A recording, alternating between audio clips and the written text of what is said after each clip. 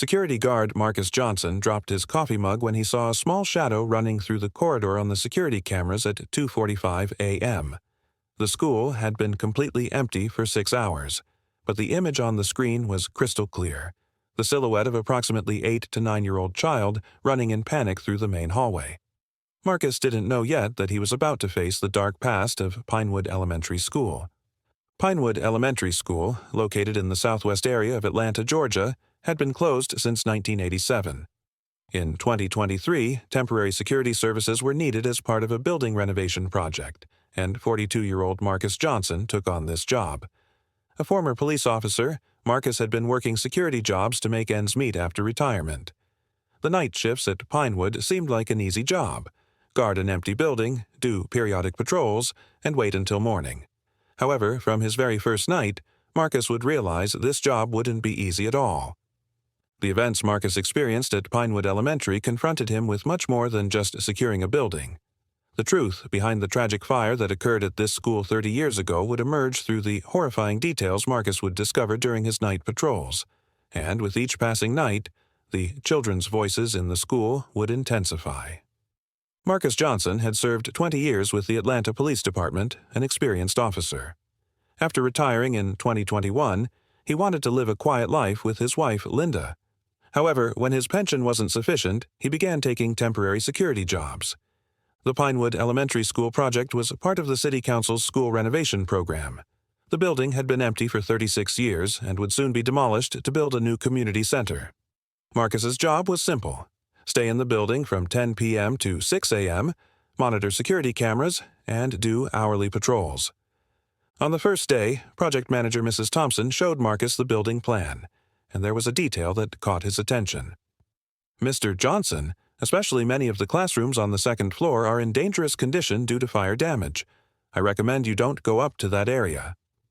When Marcus wanted to learn more about the fire, Mrs. Thompson closed the subject and only said, "It's a very old incident, happened in 1987. Marcus's first shift at Pinewood went quietly. Old school buildings usually make creaking sounds. This was normal. When he did his first patrol at 11:30 p.m., the silence inside the building seemed a bit strange to him. While other buildings in downtown Atlanta could hear traffic, sirens, and city life sounds, Pinewood was like a soundproof capsule. When he returned to the security desk, he checked the images on the monitors. 8 cameras covered the main corridors, entrances, and stairwells. Everything was normal. At 2:15 a.m., he heard a strange sound from the main corridor camera. When he put on his headphones, very faint footsteps were coming. When he checked the camera, no one was in the image, but the sound continued. Marcus thought there was a malfunction in the sound system, made a note, and completed his shift. On the night of September 16th, Marcus came to work more carefully. He checked the sound system. Everything was working. When he went out for his second patrol at 11:45 p.m., he thought he heard a very faint child's laughter in the first-floor corridor. He stopped, listened. Silence. As he walked down the main corridor, he checked the interiors through the glass parts of the old classroom doors. The classrooms were empty. Only old desks and blackboards remained. However, when he looked inside Classroom 1C through the door, he saw the word "Help" on the blackboard that looked freshly written. Marcus opened the door and entered the classroom. When he looked closely at the blackboard, the writing seemed old and faded. Maybe it was a light illusion. As he returned to the security desk, he heard faint footsteps coming from the main stairs. He quickly turned, looked up. No one was on the stairs leading to the second floor. That night he wrote in the report book, "Sound system may be malfunctioning. Technician should be called in the morning." On the night of September 17th, a technician had checked the sound system. Everything was working normally. Although Marcus was uncomfortable with this situation, he continued his job. At 1:30 a.m., he detected movement on the main corridor camera. When he looked at the monitor, a small shadow passed at the end of the corridor. It was very fast, but had a human-like shape. Marcus immediately went up to the first floor and checked the corridor. No one was there. However, there were small footprints in the dust on the floor, the size of children's shoes. As he returned to the security desk, he heard children's voices from upstairs. This time, very clear. Several children were talking, but the words were incomprehensible. Marcus decided to go up to the second floor. When he went up to the second floor, he saw how severe the fire damage was. The walls were covered in soot, some classroom doors were completely burned. The smell of burning still lingered faintly in the corridor. The door of classroom 2A was open. When Marcus entered, he saw that half of the classroom was completely burned. But what was strange was that the desks in the unburned part of the classroom were arranged neatly, as if there was going to be a lesson that day. On the blackboard, there was a sentence written in charcoal: "We want to get out." When Marcus photographed this writing, his cell phone flash illuminated the classroom and he thought he saw the silhouette of a small child in the corner under the blackboard. When he looked quickly, no one was there. At that moment, the sound of a child crying came from the corridor. Very clear, very real. When Marcus went out to the corridor, the sound stopped. On the morning of September 18th, Marcus decided to research the history of Pinewood Elementary. From old newspapers at the Atlanta Public Library, he learned the following information. October 23, 1987. Atlanta Journal-Constitution. 12 students and 2 teachers lost their lives in the fire at Pinewood Elementary School. The fire was caused by a short circuit in the electrical installation. Students in classroom 2A on the second floor and their teacher, Mrs. Sarah Coleman, along with janitor Mr. Robert Hayes, couldn't leave the building because the exit doors were locked. October 24, 1987. Follow-up news. In the fire investigation, it was determined that emergency exit doors were locked from the inside for security reasons. Victims lost their lives while trying to find an exit before dying from smoke poisoning. After learning this information, Marcus came to his night shift with a different perspective. At 2 a.m. on September 18th, Marcus went up to the second floor and went to classroom 2A. When he entered the classroom, he spoke loudly. "My name is Marcus. I can hear you. I want to help you." At that moment, the air in the classroom suddenly became cold. His breath started coming out as white vapor. New writings began to appear on the blackboard, as if an invisible hand was writing, "We can't get out. Doors are locked. We want to see our moms and dads." When Marcus asked, "How can I help you?" a new writing appeared on the blackboard. "Remember us." On the night of September 19th, Marcus went to classroom 2A with a notebook. This time he stayed longer and tried to talk with the children. Names began to appear on the blackboard one by one. Emma Rodriguez, 8 years old. Tyler Brooks, 9 years old. Ashley Kim, 7 years old. Michael Turner, 8 years old. Sophia Martinez, 9 years old. David Wilson, 8 years old. And others. After each name, short messages about that child were written. Emma loved to draw. Tyler played football. Ashley loved the library very much. Marcus noted these names and verified them from newspapers the next day. They were all children who died in the fire. On the night of September 20th, when he entered the classroom, there was another writing on the blackboard. "I am Mrs. Coleman. I tried to protect the children, but couldn't succeed." Marcus said, "Mrs. Coleman, you were a wonderful teacher. You did everything you could for the children." At that moment, the atmosphere of the classroom changed.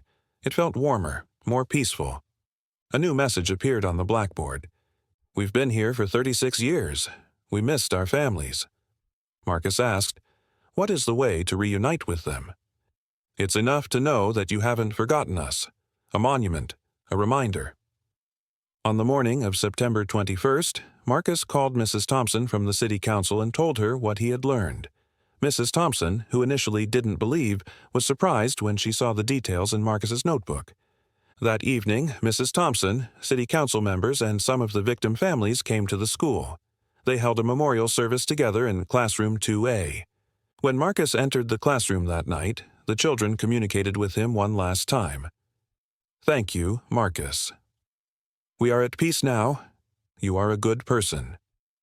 The coldness in the classroom passed, and Marcus felt that the children had now gone. From the night of September 22nd, Pinewood Elementary was shrouded in silence. There were no more footsteps, children's laughter, or crying sounds. Strange shadows didn't appear on security cameras. Marcus's remaining shifts passed quietly.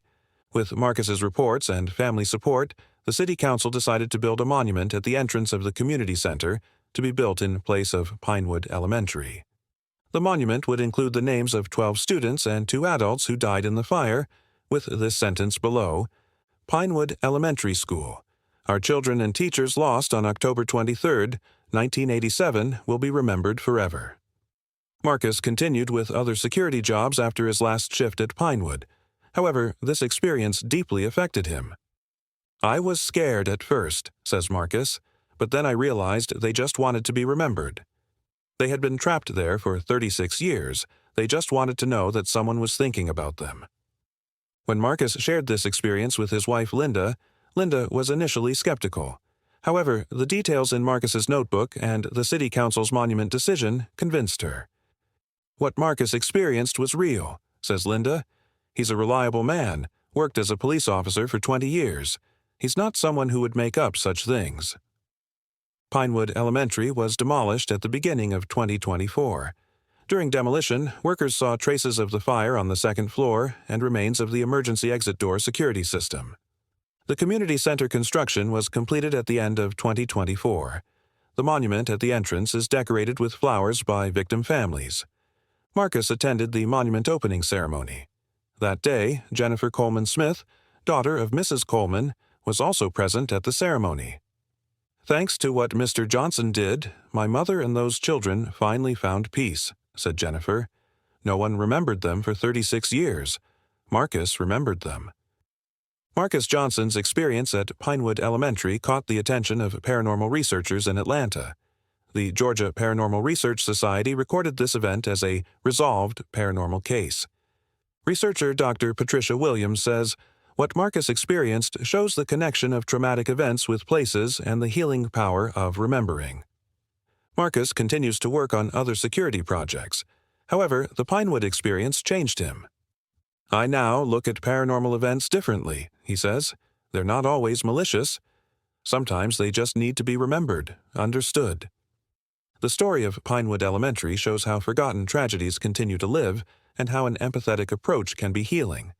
Marcus Johnson was not just a security guard those nights, but also became the voice of children who had been waiting for 36 years. Today, in Atlanta, the monument at the entrance of Pinewood Community Center keeps alive the memory of those children, and Mrs. Coleman and Marcus Johnson went down in history as the person who remembered them. Sometimes the past intersects with the present in unexpected ways, and sometimes just one person remembering makes all the difference. Marcus Johnson's 7-night shift is remembered as one of Atlanta's most touching paranormal stories. The children of Pinewood Elementary finally found peace because they were remembered. Do you think Marcus did the right thing? If you were in his place, would you try to help the children or would you quit and run away? Share your experiences in the comments.